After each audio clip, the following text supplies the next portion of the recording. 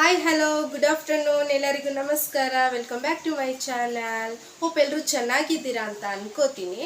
Friends, ಇದು ನನ್ನ first video. Gruhalakshmi ಹಣದ ಬಗ್ಗೆ ಇನ್ಫಾರ್ಮೇಷನ್ ಕೊಡಲಿಕ್ಕೆ ನಾನು ವಿಡಿಯೋ ಮಾಡ್ತಾ ಇದ್ದೀನಿ. ಸೊ ತುಂಬಾ ಖುಷಿ ಆಗ್ತಾ ಇದೆ. ನಾನು ಗೃಹಲಕ್ಷ್ಮಿ ಹಣದ ಬಗ್ಗೆ ಕೆಲವೊಬ್ಬರಿಗೆ ಕೆಲವೊಂದು ರೂಲ್ಸ್ ಗೊತ್ತಿರೋದಿಲ್ಲ, ಅದ್ರ ಬಗ್ಗೆ ನಾನು ಇನ್ಫಾರ್ಮೇಷನ್ ಕೊಡೋಣ ಅಂತೇಳಿ ಈ ವಿಡಿಯೋನ ಸ್ಟಾರ್ಟ್ ಮಾಡ್ತಾ ಇದ್ದೀನಿ. ಫ್ರೆಂಡ್ಸ್, ಎಲ್ರಿಗೂ ಗೊತ್ತಿದೆ ಅಲ್ಲ. ಸೊ ನಾವಿವಾಗ ಗೃಹಲಕ್ಷ್ಮಿ ಹಣ 14ನೇ ಕಂತನ್ನ ಮುಗಿಸ್ಕೊಂಡು 15ನೇ ಕಂತಲ್ಲಿ ಇದ್ದೀವಿ, ಹೌದಲ್ವಾ? ಯಾರೆಲ್ಲ 14ನೇ ಕಂತು ಗೃಹಲಕ್ಷ್ಮಿ ಹಣನ ತಗೊಂಡಿದ್ದೀರಾ ಅವ್ರದ್ದೇನು ಸಮಸ್ಯೆ ಇರೋದಿಲ್ಲ. ಆರಾಮಾಗಿ ನೀವು 15ನೇ ಕಂತಿಗೆ ವೆಯ್ಟ್ ಮಾಡ್ಬೋದು. ಖಂಡಿತ ಬರುತ್ತೆ 15ನೇ ಕಂತಿನ ಹಣ.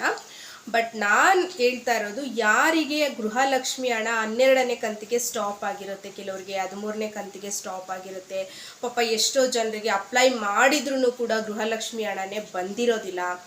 ಈ ಥರದಕ್ಕೆ ರೀಸನ್ ಏನೋ, ಕಾರಣ ಏನೋ, ನಾನು ಅಪ್ಲೈ ಮಾಡಿದ್ದೀನಿ ಶಕು, ಬಟ್ ನಾನು ಒಂದು ಸಲನೂ ಗೃಹಲಕ್ಷ್ಮಿ ಹಣ ತಗೊಂಡಿಲ್ಲ, ಅಥವಾ ಶಕು ನನಗೆ 10ನೇ ಕಂತವರೆಗೂ ಬಂತು, 11ನೇ ಕಂತಿಂದ ನನಗೆ ಅಮೌಂಟೇ ಬಂದಿಲ್ಲ, ಅಥವಾ 12ನೇ ಕಂತವರೆಗೂ ಬಂತು ಶಕು, ಬಟ್ 13ನೇ ಕಂತಿಂದ ನನಗೆ ಗೃಹಲಕ್ಷ್ಮಿ ಹಣ ಬಂದಿಲ್ಲ ಅನ್ನೋರಿಗೆ ಏನಕ್ಕೆ ನಿಮಗೆ ಹಣ ಬರ್ತಾ ಇಲ್ಲ? ಕೇಂದ್ರ ಸರ್ಕಾರದಿಂದ ನಿಮಗೆ 12ನೇ ಕಂತವರೆಗೂ ಏನಕ್ಕೆ ಸ್ಟಾಪ್ ಆಯಿತು, ಅಥವಾ 10ನೇ ಕಂತವರೆಗೂ ಏನಕ್ಕೆ ಸ್ಟಾಪ್ ಆಯಿತು, ಅಥವಾ ನಿಮಗೆ ಗೃಹಲಕ್ಷ್ಮಿ ಹಣನೇ ಏನಕ್ಕೆ ಬರ್ತಾ ಇಲ್ಲ ಅನ್ನೋದನ್ನ ಸಂಪೂರ್ಣ ಮಾಹಿತಿಯನ್ನು ನಾನು ಕೊಡೋದಕ್ಕೆ ಅಂತಲೇ ಬಂದಿದ್ದೀನಿ. ಸೊ ನೀವೇನು ಮಾಡಬೇಕು ಅಂತಂದರೆ, ವಿಡಿಯೋನ ಸ್ಕಿಪ್ ಮಾಡಬಾರ್ದು, ಅಥವಾ ಅರ್ಧಂಬರ್ಧ ನೋಡೋಗೋದು, ಆ ಥರ ಎಲ್ಲ ಮಾಡಿದ್ರೆ ನಿಮಗೆ ನಿಜವಾಗ್ಲೂ ವಿಡಿಯೋ ಸಂಪೂರ್ಣ ಮಾಹಿತಿ ಸಿಗೋದಿಲ್ಲ. ಸೊ ಅದಕ್ಕಾಗಿ ನಾನು ಕೇಳ್ಕೊತಾ ಇದ್ದೀನಿ, ಸ್ಕಿಪ್ ಮಾಡ್ದೇ ಫುಲ್ಲು ವಿಡಿಯೋನ ನೋಡಿದ್ರೆ ನಿಮಗೆ ಫುಲ್ ಡೀಟೇಲ್ ನಿಮಗೆ ಸಿಗುತ್ತೆ, ಇನ್ಫಾರ್ಮೇಷನ್ ಸಿಗುತ್ತೆ.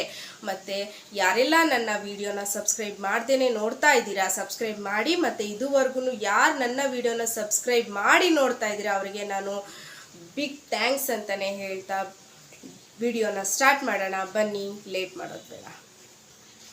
ಆಲ್ರೆಡಿ ನಾನು 14ನೇ ಕಂತವರೆಗೂ ತಗೊಂಡಿದ್ದೀನಿ, ನನಗೆ 15ನೇ ಕಂತಿಗೆ ವೆಯ್ಟ್ ಮಾಡ್ತಾ ಇದ್ದೀನಿ, ನನಗೆ ಈ ವಿಡಿಯೋ ಅವಶ್ಯಕತೆ ಇಲ್ಲ ಅನ್ನೋರು ಕೂಡ ಈ ವಿಡಿಯೋನ ನೋಡಬೇಕಾಗತ್ತೆ. ಯಾಕೆ ಅಂತ ಹೇಳಿದ್ರೆ, ನೆಕ್ಸ್ಟ್ ಬರೋ ಸ್ಕೀಮ್ನಲ್ಲಿ ಲೋನ್ ಆಫರ್ ಕೂಡ ಇರಬಹುದು ಅಲ್ವಾ, ಮತ್ತು ಕೆಲವೊಂದು ಚೇಂಜಸ್ ಕೂಡ ಆಗುತ್ತೆ.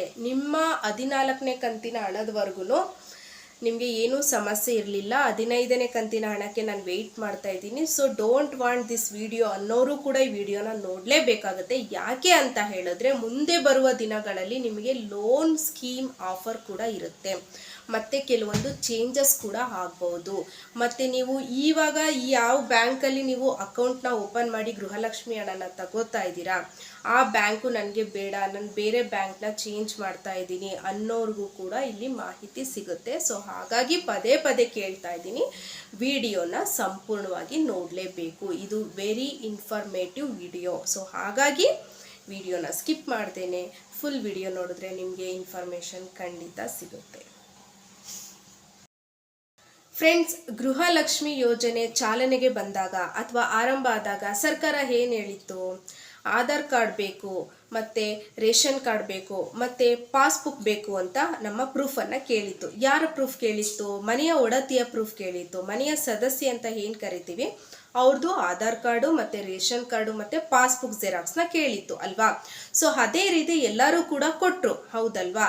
ಆದರೆ ನಮ್ಮ ಕೇಂದ್ರ ಸರ್ಕಾರ DBT ಯಾರಿಗೆ ಆಗಿತ್ತು ಅವರಿಗೆ ಮಾತ್ರ ಗೃಹಲಕ್ಷ್ಮಿ ಹಣನ ಕೊಟ್ಟರು, ಹೌದಲ್ವಾ? ಆಮೇಲೆ ಗೊತ್ತಾಯ್ತು, ಸರ್ಕಾರ ಗೃಹಲಕ್ಷ್ಮಿ ಹಣ ಕೊಡೋದು DBT ಮೂಲಕ. ಯಾರ್ಯಾರ್ದು DBT ಆಗಿತ್ತು, ಯಾರ ಆಧಾರ್ ಸೀಡಿಂಗ್ ಆಗಿತ್ತು ಅವರಿಗೆ ಮಾತ್ರ ಗೃಹಲಕ್ಷ್ಮಿ ಹಣ ಸಿಕ್ಕಿದ್ದು, ಹೌದಲ್ವಾ? ಫ್ರೆಂಡ್ಸ್, ಆದರೆ ಇತ್ತೀಚಿನ ದಿನಗಳಲ್ಲಿ ಗೃಹಲಕ್ಷ್ಮಿ ಹಣ ಬರ್ತಾ ಇಲ್ಲ, ಸ್ಟಾಪ್ ಆಗಿದೆ. ಅದಕ್ಕೆ ರೀಸನ್ ಏನಪ್ಪ ಅಂತ ಅಂದರೆ, ಎರಡು ಮುಖ್ಯವಾದ ರೀಸನ್ ಇದೆ. ಒಂದು ಏನಪ್ಪ ಅಂತ ಅಂದರೆ, GST ಇನ್ಕಮ್ ಟ್ಯಾಕ್ಸ್ ಕೂಡ ಆಗಿದೆ, ಮತ್ತು ಇನ್ನೊಂದು ರೀಸನ್ ಏನಂತ ಅಂದರೆ ಟೆಕ್ನಿಕಲ್ ಪ್ರಾಬ್ಲಮ್. ಈ ಎರಡು ರೀಸನ್ನಿಂದ ಭಾರತದಲ್ಲಿ ಇನ್ನೂ 4 ಲಕ್ಷ ಮಹಿಳೆಯರಿಗೆ ಗೃಹಲಕ್ಷ್ಮಿ ಹಣ ಸಿಕ್ಕಿಲ್ಲ. ಯಾವ ರೀಸನ್ನಿಂದ? ಒಂದು GST ಇನ್ಕಮ್ ಟ್ಯಾಕ್ಸು ಮತ್ತು ಟೆಕ್ನಿಕಲ್ ಪ್ರಾಬ್ಲಮಿಂದ ಇನ್ನೂ 4 ಲಕ್ಷ ಮಹಿಳೆಯರಿಗೆ ಗೃಹಲಕ್ಷ್ಮಿ ಹಣ ಸಿಗ್ತಾ ಇಲ್ಲ. ಫ್ರೆಂಡ್ಸ್, ಯೂಶ್ವಲಿ ನೀವೇನು ಮಾಡ್ತೀರಾ, ಬ್ಯಾಂಕ್ ಅಕೌಂಟ್ ಓಪನ್ ಮಾಡಿಸ್ಬೇಕಾದ್ರೆ ಅದಕ್ಕೆ ಆಧಾರ್ ಲಿಂಕ್ ಮಾಡಿಸ್ಬೇಕು ಅಂತ ಹೇಳ್ತೀರಲ್ಲ. ಸೊ ನೀವೇನು ಮಾಡ್ತೀರಾ, ಆಧಾರ್ ಲಿಂಕ್ ಮಾಡಿಸೋದಕ್ಕೆ ಹೋಗ್ತೀರಲ್ಲ. ಆಧಾರ್ ಬ್ಯಾಂಕ್ ಯಾವುದೇ ಬ್ಯಾಂಕ್ನಲ್ಲಿ ನೀವು ಅಕೌಂಟ್ ಓಪನ್ ಮಾಡಿಸಿದ್ರೆ ಅದಕ್ಕೆ must and should Aadhaar link ಆಗಲೇಬೇಕು, ಹೌದಲ್ವಾ? ಆಧಾರ್ ಸೀಡಿಂಗ್ ಅಥವಾ NPC ಮ್ಯಾಪಿನ್ ಅಥವಾ ಆಧಾರ್ ಲಿಂಕ್, ಈ ಮೂರನ್ನು ನಾವು ಒಂದೇ ರೀತಿ ಕರೆಯೋದು. ಓಕೆನಾ? ಆಧಾರ್ ಲಿಂಕ್ ಅಂತ ಅಂದರೆ ನಿಮ್ಮ 4 ಅಕೌಂಟಿಗೂ ಕೂಡ ಆಧಾರ್ ಲಿಂಕ್ನ ಮಾಡಿಸ್ಬೋದು. ಓಕೆನಾ? ಆದರೆ ಆಧಾರ್ ಲಿಂಕ್ ಬೇರೆ, ಆಧಾರ್ ಸೀಡಿಂಗ್ ಬೇರೆ. ಆಧಾರ್ ಲಿಂಕ್ ಅಂತ ಹೇಳಿದ್ರೆ ನಿಮ್ಮ ಹತ್ರ 4 ಅಕೌಂಟ್ ಇದೆ ಅಂತ ಹೇಳಿದ್ರೆ, ಫಾರ್ ಎಕ್ಸಾಂಪಲ್ ನಿಮ್ಮ ಹತ್ರ 4 ಬ್ಯಾಂಕ್ ಅಕೌಂಟ್ ಇದೆ ಅಂತಂದರೆ ಆ 4 ಬ್ಯಾಂಕ್ ಅಕೌಂಟಿಗೂ ನೀವು ಆಧಾರ್ ಲಿಂಕ್ನ ಮಾಡಿಸ್ಬೋದು. ಆಧಾರ್ ಸೀಡಿಂಗ್ ಅಂತ ಅಂದರೆ ನೀವು ಒಂದೇ ಅಕೌಂಟಿಗೆ ಮಾತ್ರ ಸೀಡಿಂಗ್ ಮಾಡಿಸೋಕ್ಕಾಗೋದು. ಸೊ ಇದೇ ಆಧಾರ್ ಸೀಡಿಂಗ್ ಆ್ಯಂಡ್ ಆಧಾರ್ ಲಿಂಕ್ಗೆ ಇರೋ ಡಿಫ್ರೆನ್ಸ್. ಓಕೆನಾ? ಆಧಾರ್ ಲಿಂಕ್ ಅಂತ ಅಂದರೆ ಮತ್ತೊಮ್ಮೆ ಹೇಳ್ತಾ ಇದ್ದೀನಿ, ನಿಮ್ಮ ಹತ್ರ ಫಾರ್ ಎಕ್ಸಾಂಪಲ್ 4 ಬ್ಯಾಂಕ್ ಅಕೌಂಟ್ ಇದೆ ಅಂತಂದರೆ 4 ಬ್ಯಾಂಕ್ ಅಕೌಂಟಿಗೂ ನೀವು ಆಧಾರ್ನ ಲಿಂಕ್ ಮಾಡಿಸ್ಬೋದು. ಆದರೆ ಆಧಾರ್ ಸೀಡಿಂಗು ಓನ್ಲಿ 1 ಅಕೌಂಟಿಗೆ ಮಾತ್ರ ಮಾಡಿಸೋದಕ್ಕೆ ಆಗೋದು. ಒಂದು ವೇಳೆ ನೀವು ಬ್ಯಾಂಕಿಗೆ ಹೋಗಿ ಆಧಾರ್ ಸೀಡಿಂಗ್ ಮಾಡಿಸೋದಕ್ಕೆ ಹೋಗಿದ್ರೂ ಅಪ್ಲಿಕೇಶನ್ಗೆ ಸೈನ್ ಮಾಡಿ ಫೋಟೋ ಕೊಟ್ಟು ಬಂದಿರ್ತೀರ. ಓಕೆನಾ? ಅಲ್ಲಿ ಬ್ಯಾಂಕರ್ಸ್ ಏನು ಮಾಡಿರ್ತಾರೆ ಗೊತ್ತಾ ಫ್ರೆಂಡ್ಸ್, ಆಧಾರ್ ವೆಬ್ಸೈಟ್ನ ಓಪನ್ ಮಾಡಿರ್ತಾರೆ. ಓಪನ್ ಮಾಡಿ ಒಂದ್ಸಲ ಅದನ್ನು ಚೆಕ್ ಮಾಡ್ತಾರೆ, ಲಿಂಕ್ ಆಧಾರ್ ಸೀಡಿಂಗ್ ಮಾಡಲಿಕ್ಕೋಸ್ಕರ. ಓಕೆನಾ? ವೆಬ್ಸೈಟ್ನ ಓಪನ್ ಮಾಡಿರ್ತಾರೆ, ಮ್ಯಾನ್ಯುವಲಿ ಅವರು ಟ್ರೈ ಮಾಡಿರ್ತಾರೆ. ಇನ್ ಕೇಸ್ ಅದೇನಾದ್ರೂ ಟೆಕ್ನಿಕಲ್ ಇಶ್ಯೂಸಿಂದ ಅದು ವೆಬ್ಸೈಟು ಓಪನ್ ಆಗಿಲ್ಲ ಅಂತ ಹೇಳಿದ್ರೆ ಏನು ಮಾಡ್ತಾರೆ ಅಂದರೆ ನಿಮ್ಮ ಅಪ್ಲಿಕೇಶನ್ನ ಸೈಡಿಗೆ ಇಟ್ಬಿಡ್ತಾರೆ. ಆದರೆ ನೀವು ಆಧಾರ್ ಸೀಡಿಂಗ್ ಆಗಿದೆಯಾ ಅಂತ ಕೇಳಿದ್ರೆ ಹೌದು ಆಗಿದೆ ಅಂತಲೇ ಹೇಳೋದು.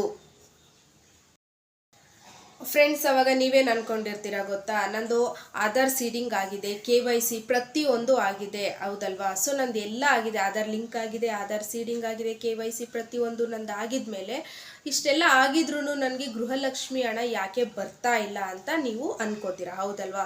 ಎಷ್ಟೋ ಮಹಿಳೆಯರು ಈ ಥರ ಪ್ರಾಬ್ಲಮ್ನ ಫೇಸ್ ಮಾಡ್ತಾ ಇದ್ದಾರೆ. ಇದು ಬಂದು ಬ್ಯಾಂಕರ್ಸ್ ಪ್ರಾಬ್ಲಮ್ ಆಗಿರುತ್ತೆ. ಓಕೆನಾ? ಅವರು ಟ್ರೈ ಮಾಡಿರ್ತಾರೆ, ಮಾಡಿಲ್ಲ ಅಂತ ಹೇಳೋದಿಲ್ಲ. ಅವರು ಕೂಡ ವೆಬ್ಸೈಟ್ನ ಓಪನ್ ಮಾಡಿ ಲಿಂಕ್ ಮಾಡಲಿಕ್ಕೆ ಟ್ರೈ ಮಾಡಿರ್ತಾರೆ. ಬಟ್ ಸಮ್ ಟೆಕ್ನಿಕಲ್ ಇಶ್ಯೂಸ್ ಬಂದಿದ್ದಾಗ ಏನು ಮಾಡ್ತಾರೆ, ಅದನ್ನು ಅಲ್ಲೇ ಪಕ್ಕಕ್ಕೆ ಇಟ್ಬಿಡ್ತಾರೆ ನಿಮ್ಮ ಅಪ್ಲಿಕೇಶನ್. ಬಟ್ ನಿಮಗೆ ಆಗಿದೆ ಅಂತ ಹೇಳ್ತಾರೆ. ನೀವೇನು ಅನ್ಕೋತೀರ, ಓಕೆ ಅವ್ರು ಆಗಿದೆ ಅಂತ ಹೇಳಿದ ಕೂಡಲೇ ನಂದು ಆಗಿದೆ, ಎಲ್ಲ ಕಂಪ್ಲೀಟ್ ಆಗಿದೆ, ಆದರೂ ನನಗೆ ಗೃಹಲಕ್ಷ್ಮಿ ಹಣ ಬರ್ತಾ ಇಲ್ಲ ಅಂತ ಪಾಪ ಎಷ್ಟೋ ಮಹಿಳೆಯರು ಈ ಪ್ರಾಬ್ಲಮ್ನ ಫೇಸ್ ಮಾಡ್ತಾ ಇದ್ದಾರೆ. ಸೊ ಅದಕ್ಕೆ ಸರ್ಕಾರ ಮಹಿಳಾ ಮತ್ತು ಮಕ್ಕಳ ಅಭಿವೃದ್ಧಿ ಅಧಿಕಾರಿಗಳು ಕ್ಲಿಯರ್ ಆಗಿ ಹೇಳಿದ್ದಾರೆ. ಸೊ ನೀವೇನು ಮಾಡಬೇಕು ಅಂತಂದರೆ ಆಧಾರ್ ಸೀಡಿಂಗ್ನ ಮಾಡಿಸ್ಬೇಕಾಗುತ್ತೆ. ಯಾರೆಲ್ಲ ಬೇರೆ ಆಧಾರ್ ಅಕೌಂಟಿನ ಓಪನ್ ಮಾಡಿಸ್ಬೇಕು ಅಂತ ಇದ್ದೀರಾ ಅವರು ಕೂಡ ಒಂದು ಪ್ಲೇಸಿಂದ ಇನ್ನೊಂದು ಪ್ಲೇಸಿಗೆ ನೀವು ಆಧಾರ್ ಸೀಡ್ನ ಮಾಡಿಸ್ಲೇಬೇಕಾಗುತ್ತೆ. ನನಗೆ ಈ ಬ್ಯಾಂಕ್ ಬೇಡ, ನಾನು ಬೇರೆ ಬ್ಯಾಂಕ್ನ ಚೇಂಜ್ ಮಾಡ್ಕೋತೀನಿ, ನಾನು ಇನ್ ಕೇಸ್ ಬೇರೆ ಅಕೌಂಟ್ ಓಪನ್ ಮಾಡಿಸಿದ್ರೆ ಅಲ್ಲಿಗೆ ನನ್ನದು ಗೃಹಲಕ್ಷ್ಮಿ ಹಣ ಬರುತ್ತಾ, ಕಂಟಿನ್ಯೂ ಆಗುತ್ತಾ, ಅಥವಾ ನಾನು ಅಕೌಂಟ್ ಓಪನ್ ಮಾಡಿದ್ರೆ ಬೇರೆ ಬ್ಯಾಂಕಲ್ಲಿ ಹಣ ಸ್ಟಾಪ್ ಆಗಿಬಿಡುತ್ತಾ ಅನ್ನೋರಿಗೆ ನಾನು ಹೇಳ್ತಾ ಇದ್ದೀನಿ ಕ್ಲಿಯರ್ ಆಗಿ, ನೀವು ಬೇರೆ ಅಕೌಂಟ್ ಓಪನ್ ಮಾಡಿಸಿದ್ರೂ ಕೂಡ ನಿಮಗೆ ಗೃಹಲಕ್ಷ್ಮಿ ಹಣ ಬರುತ್ತೆ. ಆದರೆ ನೀವು ಅಲ್ಲಿ ಆಧಾರ್ ಸೀಡಿಂಗ್ನ ಮಾಡಿಸ್ಬೇಕಾಗುತ್ತೆ. ಸೊ ನೀವು ಅಲ್ಲಿ ಆಧಾರ್ ಸೀಡಿಂಗ್ನ ಮಾಡಿಸಿದ್ರೆ ಒಂದು 10 to 15 days ಡಿಫ್ರೆನ್ಸ್ ಆಗಬಹುದು ಹಣ ಬರೋದಕ್ಕೆ. ಬಟ್ ಖಂಡಿತವಾಗ್ಲೂ ನಿಮಗೆ ಗೃಹಲಕ್ಷ್ಮಿ ಹಣ ಬರುತ್ತೆ. ಯಾವಾಗ ನೀವು ಆಧಾರ್ ಸೀಡಿಂಗ್ನ ಮಾಡಿಸಿದಾಗ ನೀವು ಅಕೌಂಟ್ ಕೂಡ ಚೇಂಜ್ ಮಾಡಿಸ್ಬೋದು, ಬೇರೆ ಬ್ಯಾಂಕಲ್ಲೂ ಕೂಡ ಅಕೌಂಟ್ನ ಓಪನ್ ಮಾಡಿಸ್ಬೋದು, ಅಲ್ಲಿನೂ ಕೂಡ ನೀವು ಆಧಾರ್ ಸೀಡಿಂಗ್ನ ಮಾಡಿಸ್ಬೇಕಾಗುತ್ತೆ. ಇನ್ ಕೇಸ್ ನೀವು ಚೇಂಜಸ್ ಮಾಡಿದಾಗ 10 to 15 days ಡಿಫ್ರೆನ್ಸ್ ಬರುತ್ತೆ ನಿಮಗೆ ಗೃಹಲಕ್ಷ್ಮಿ ಹಣ ಬರೋದಕ್ಕೆ, ಬಟ್ ಹಣ ಬರುತ್ತೆ. ಓಕೆನಾ? ಸೊ ಫ್ರೆಂಡ್ಸ್, ಯಾರೆಲ್ಲ ಇನ್ನು ಗೃಹಲಕ್ಷ್ಮಿ ಹಣನ ತಗೋತಾ ಇಲ್ಲ ಅವರು ತಪ್ಪದೇನೆ ಈ ಕೆಲಸ ಮಾಡಿಸಿ. ಓಕೆನಾ? ನಿಮ್ಮ ಇಂಡಿಯನ್ ಪೋಸ್ಟ್ ಪೇಮೆಂಟ್ ಬ್ಯಾಂಕ್ ಅಕೌಂಟನ್ನು ಕೂಡ ನಿಮ್ಮ ಪೋಸ್ಟ್ ಆಫೀಸ್ನಲ್ಲೂ ಅಕೌಂಟ್ನ ಓಪನ್ ಮಾಡಿಸಬಹುದು. ಓಕೆನಾ? ಅಲ್ಲಿ ಬಯೋಮೆಟ್ರಿಕ್ ಮೂಲಕ ನಿಮ್ಮ ಆಧಾರ್ ಸೀಡಿಂಗ್ನ ಮಾಡಿಸಿ. ಓಕೆನಾ?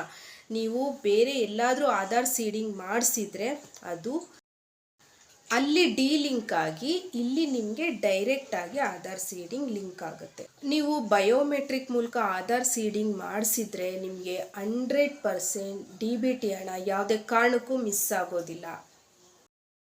ಮತ್ತು ಇನ್ನೊಂದೇನಪ್ಪ ಅಂತಂದರೆ ಪೋಸ್ಟ್ ಆಫೀಸ್ನಲ್ಲಿ ಯಾರ್ದೆಲ್ಲ ಅಕೌಂಟ್ ಓಪನ್ ಆಗಿದೆ ಅವರಿಗೆ ಫಸ್ಟು ಹಣ ಬರುತ್ತೆ. ಪೆನ್ಷನ್ ತಗೊಳ್ಳೋರು ಹಾಗೇ. ಸೊ ಅವರು ಆಧಾರ್ ಸೀಡಿಂಗ್ನ ಮಾಡಿಸಿರ್ತಾರೆ, ಆದ್ರೂ ಪೆನ್ಷನ್ನು ಅಮೌಂಟ್ ಅವರಿಗೆ ಪೋಸ್ಟ್ ಆಫೀಸಲ್ಲಿ ಯಾರು ಅಕೌಂಟ್ ಓಪನ್ ಮಾಡಿಸಿರ್ತಾರೆ ಅವರಿಗೆ ಮೊದಲು ಪೆನ್ಷನ್ ಬರುತ್ತೆ, ಅದಾದಮೇಲೆ ಬ್ಯಾಂಕ್ ಅಕೌಂಟಲ್ಲಿರೋರಿಗೆ ನೆಕ್ಸ್ಟ್ ಬರೋದು. ಬಟ್ ಹಣ ಬರುತ್ತೆ ಫ್ರೆಂಡ್ಸ್, ಹೆದರ್ಕೋಬೇಡಿ. ಪೋಸ್ಟ್ ಆಫೀಸಲ್ಲಿ ಅಕೌಂಟ್ ಓಪನ್ ಮಾಡಿಸಿರೋರಿಗೆ ಫಸ್ಟ್ ಬರುತ್ತೆ, ಮತ್ತು ಬ್ಯಾಂಕ್ ಅಕೌಂಟಲ್ಲಿ ಓಪನ್ ಮಾಡಿಸಿರೋರಿಗೆ ಆಮೇಲೆ ಹಣ ಬರುತ್ತೆ. ಓಕೆನಾ? ಸೊ ಅದಕ್ಕೆ ಹೇಳ್ತಾ ಇರೋದು, ಪೋಸ್ಟ್ ಆಫೀಸಲ್ಲಿ ಅಕೌಂಟ್ ಓಪನ್ ಮಾಡಿಸಿ ಮತ್ತು ಆಧಾರ್ ಸೀಡಿಂಗ್ನ ಮಾಡಿಸಿ, ಬಯೋಮೆಟ್ರಿಕಲ್ಲಿ ಆಧಾರ್ ಸೀಡಿಂಗ್ನ ಮಾಡಿಸಿ. ಜಸ್ಟ್ ಒಂದು 100 ರೂಪೀಸ್ ಡೆಪಾಸಿಟ್ ಕೇಳ್ತಾರೆ ಅಷ್ಟೇ ಫ್ರೆಂಡ್ಸ್. ಸೊ ಇದೇನೆ ಫ್ರೆಂಡ್ಸ್ ಟೆಕ್ನಿಕಲ್ ಪ್ರಾಬ್ಲಮ್ ಅಂತ ಹೇಳಿದ್ದು. ಇದೇ ರೀಸನ್ಗೆ ಎಷ್ಟೋ ಮಹಿಳೆಯರು, 4 ಲಕ್ಷ ಮಹಿಳೆಯರಿಗೆ ಇನ್ನು ಗೃಹಲಕ್ಷ್ಮಿ ಹಣ ಬರ್ತಾ ಇಲ್ಲ. ಸೊ ಈ ಇನ್ಫಾರ್ಮೇಷನ್ನು ನೀವು ನಿಮ್ಮ ರಿಲೇಟಿವ್ಸ್ ಆಗಿರ್ಬೋದು, ಫ್ಯಾಮಿಲಿ ಮೆಂಬರ್ಸ್ ಆಗಿರ್ಬೋದು, ಯಾರೇ ಆಗಲಿ, ನಾನು ಅಪ್ಲೈ ಮಾಡಿದ್ದೀನಿ ಬಟ್ ಇನ್ನೂ ನನಗೆ ಗೃಹಲಕ್ಷ್ಮಿ ಹಣ ಬರ್ತಾ ಇಲ್ಲ ಅಂತ ಯಾರೆಲ್ಲ ಈ ಥರ ಪ್ರಾಬ್ಲಮ್ನ ಫೇಸ್ ಮಾಡ್ತಾ ಇದ್ದಾರೆ ಅವರಿಗೆ ಇನ್ಫಾರ್ಮೇಷನ್ನ ಕೊಡಿ. ಓಕೆನಾ? ಸೊ ಅವರಿಗೂ ಹೇಳಿ, ಅಕೌಂಟ್ ಓಪನ್ ಮಾಡಿಸಿರ್ತಾರೆ, ಅವ್ರು ಕೇಳಿದ ಪ್ರೂಫ್ ಎಲ್ಲ ಕೊಟ್ಟಿರ್ತಾರೆ, ಬಟ್ ಗೃಹಲಕ್ಷ್ಮಿ ಹಣ ಅವರಿಗೆ ಬಂದಿರೋದಿಲ್ಲ. ಯಾಕೆ ಅಂತ ಹೇಳಿದ್ರೆ ಅವ್ರದ್ದು ಆಧಾರ್ ಸೀಡಿಂಗ್ ಆಗಿರೋದಿಲ್ಲ. ಅದಕ್ಕೋಸ್ಕರ ಹೇಳ್ತಾ ಇದ್ದೀನಿ. ಅದು ಅಲ್ಲದೆ ಪೋಸ್ಟ್ ಆಫೀಸಲ್ಲಿ ನೀವು ಆಧಾರ್ ಸೀಡಿಂಗ್ನ ಮಾಡಿಸಿ ಅಕೌಂಟನ್ನ ಓಪನ್ ಮಾಡಿಸಿ, ನಿಮಗೆ DBT ಬೇಗನೆ ಬರುತ್ತೆ ಮತ್ತು ಮಿಸ್ ಕೂಡ ಆಗೋದಿಲ್ಲ ಅಂತ ಹೇಳ್ತಾ ಇದ್ದೀನಿ. ಈ ವಿಡಿಯೋ ನಿಮಗೆ ಇನ್ಫಾರ್ಮೇಟಿವ್ ಆಗಿತ್ತು ಅಂತ ಅನ್ಕೋತೀನಿ. ಮತ್ತೆ ನಾನು ನಿಮಗೆ ನೆಕ್ಸ್ಟ್ ವಿಡಿಯೋದಲ್ಲಿ ಸಿಗ್ತೀನಿ. ಅಲ್ಲಿವರೆಗೂ love you, take care, bye.